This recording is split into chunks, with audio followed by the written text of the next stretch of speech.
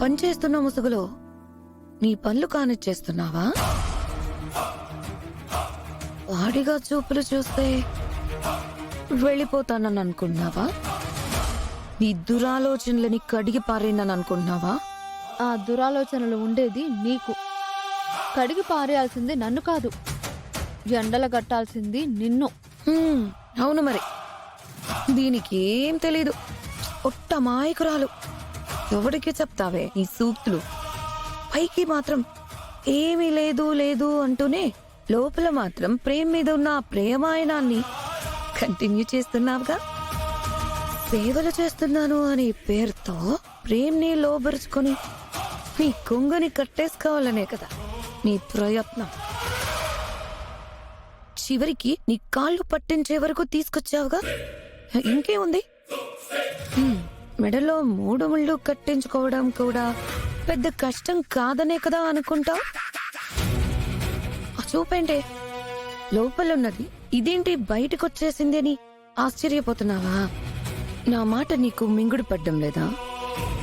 ఒక్కటి చెప్తున్నాను చామంతి, నిన్ను నా చెల్లెలుగానే చెప్పుకోవడానికి ఇష్టపడని దాన్ని నా తోడి కోడలుగా వస్తే అంగీకరిస్తానని అనుకోకు. పొరపాటున కూడా రానివ్వను.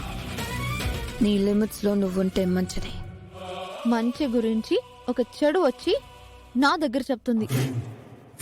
నా ఈ బతుకేంటో తెలిసినా నా దగ్గరకొచ్చి లిమిట్స్ గురించి మాట్లాడుతుంది. మరి చెల్లెని ఇష్టపడని అక్క గురించి చెల్లెలు బహిరంగపరిస్తే పాపం దాని బతుకు ఏమవుతుందో చీ అని ఉమ్మేస్తారు, పోవే బయటికి అని గంటేస్తారు.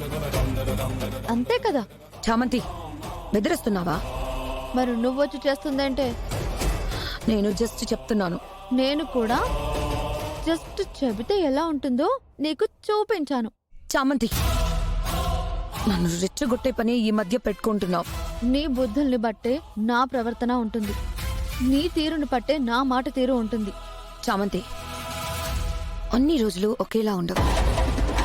ఈ రోజు సపోర్ట్ చేస్తున్న మా మావయ్య ఏదో ఒక రోజు చెయ్యకపోవచ్చు. ఆ రోజు ఎంత దారుణంగా ఉంటుందో నువ్వే ఆలోచించు. నువ్వు ముందు నీ గురించి ఆలోచించుకోవే.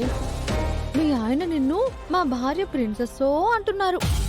లక్షలు కోట్లు తెచ్చి ఒళ్ళో గుమ్మరిస్తావు అనుకుంటున్నారు.